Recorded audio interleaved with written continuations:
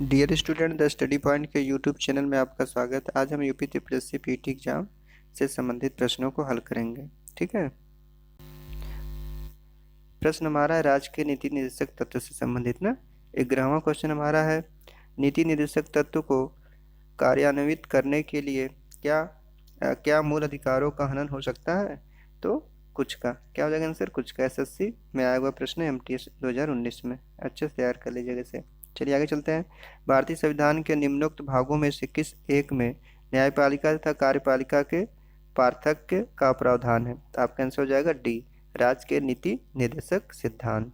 चलिए आगे चलते हैं। काम करने के अधिकार को राज्य के नीति निर्देशक तत्वों में निम्नलिखित में से किस अनुच्छेद के अंतर्गत रखा गया है? आपका हो जाएगा ऑप्शन ए, अनुच्छेद 41। 14 नंबर क्वेश्चन देखिए, आरओ में आया हुआ प्रश्न है, 2014 का, इंपॉर्टेंट है। इनमें से कौन राज्य के नीति निर्देशक सिद्धांतों में सम्मिलित नहीं है? तो आप होगा सूचना का अधिकार, बी, ऑप्शन बी सही है। 15 नंबर क्वेश्चन देखिए, भारतीय संविधान के निम्नलिखित अनुच्छेदों में से कौन सा अनुच्छेद राज्य सरकारों को ग्राम पंचायतों को संगठित करने का निर्देश देता है?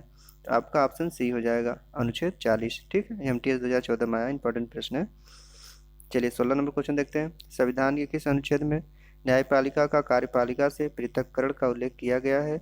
आपका हो जाएगा अनुच्छेद 50। क्या हो जाएगा? अनुच्छेद 50। 17 नंबर क्वेश्चन देखिए, राज्य के नीति निर्देशक सिद्धांतों में से किस अनुच्छेद का संबंध अंतर्राष्ट्रीय शांति और सुरक्षा के संवर्धन से है? बहुत इंपॉर्टेंट प्रश्न है ये ना। तो आपका हो जाएगा अनुच्छेद 51, अनुच्छेद 51। ठीक, अंतर्राष्ट्रीय शांति और सुरक्षा का प्रावधान किसमें है? अनुच्छेद 51 में। 18वां प्रश्न देखते हैं।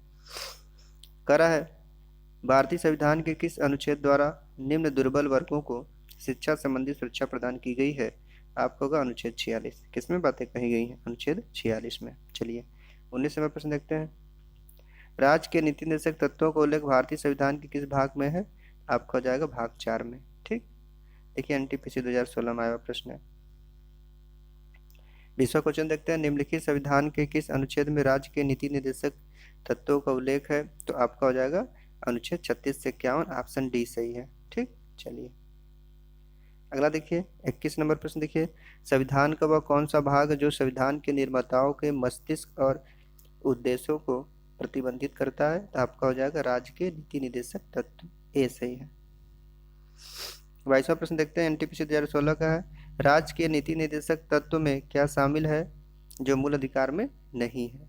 हो जाएगा बी, कुटीर उद्योग को प्रोत्साहन, बी ऑप्शन सही है।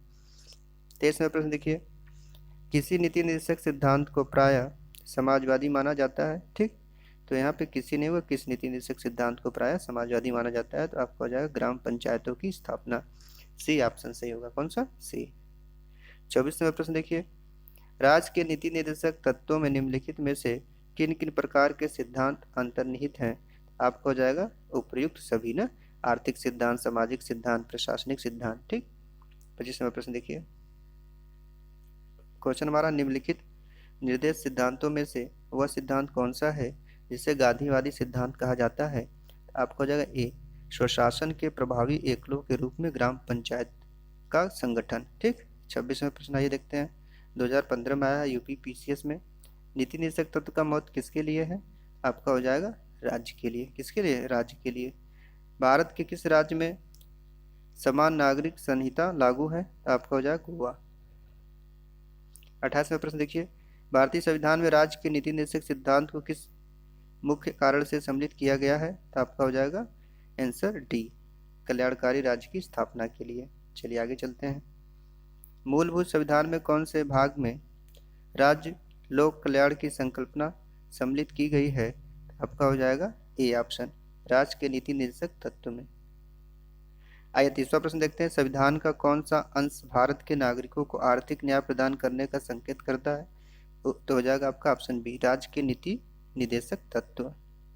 31 में आइए, निम्नलिखित में से कौन सा राज्य नीति का निर्देशक सिद्धांत नहीं है?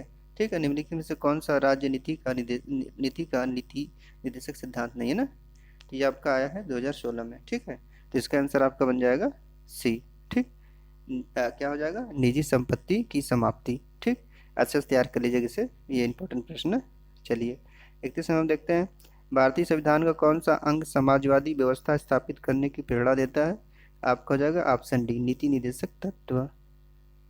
आगे चलते हैं, किस संवैधानिक संशोधन अधिनियम ने राज्य के नीति निर्देशक तत्वों को मौलिक अधिकारों की अपेक्षा अधिक प्रभावशाली बनाया? तो आपका हो जाएगा 42वां संवैधानिक संशोधन अधिनियम 1976। ए ऑप्शन सही होगा ना। आइए 34वां प्रश्न देखते हैं, निम्न में से किसने नीति निर्देशक सिद्धांतों को बैंक की सुविधानुसार दे उत्तर दिनांकित चेक कहा? तो इसका हो जाएगा आपका बी ऑप्शन, के टी शाह ने। ठीक,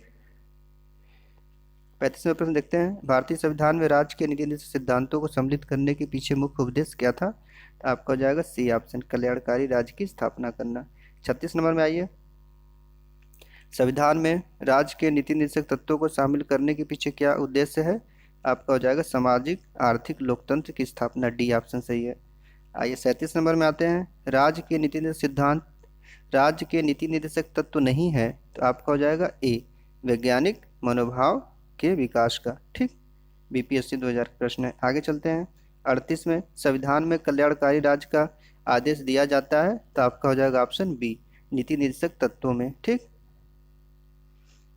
39वां प्रश्न देखिए, नीति निर्देशक सिद्धांत है, इसका हो जाएगा वाद योग नहीं, सी ऑप्शन सही होगा। 40वां प्रश्न देखते हैं, भारत के कल्याणकारी राज्य होने का विचार पाया जाता है? आपका ऑप्शन हो जाएगा ए और सी दोनों। ठीक है, संविधान की प्रस्तावना में, और आपका सी हो जाएगा नीति निर्देशक तत्व में। 41 प्रश्न देखते हैं, राज्य के नीति निर्देशक सिद्धांत किस प्रकार मौलिक अधिकार से भिन्न है?